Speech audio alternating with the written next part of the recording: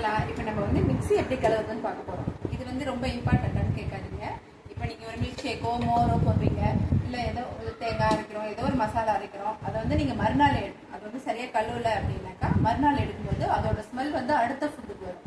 நீங்க milk shake குடிச்சீங்கன்னாக்கா இஞ்சி பூண்டு ஸ்மெல் வரும். அதெல்லாம் வந்து ரொம்ப கஷ்டமா இருக்கும், குடிக்கவே முடியாது. ஸோ நம்மளுடைய வெசல்ஸ் வந்து சுத்தமா இருக்கிறது வந்து ரொம்ப முக்கியம்.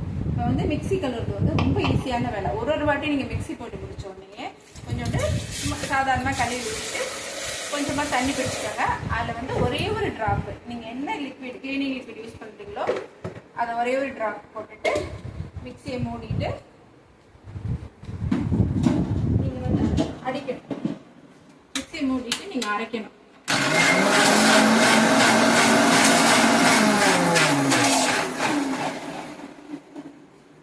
இந்த மாதிரி அரைக்கிறதுனால என்ன ஆகும் அப்படின்னாக்கா இந்த மிக்ஸிக்கு இடுக்கலாம் இருக்குங்களா, அது உள்ள இருக்கிற சின்ன சின்ன பார்ட்டிகல்ஸ்லாம் நல்லா கிளீன் ஆகி வெளியில வந்துடும்.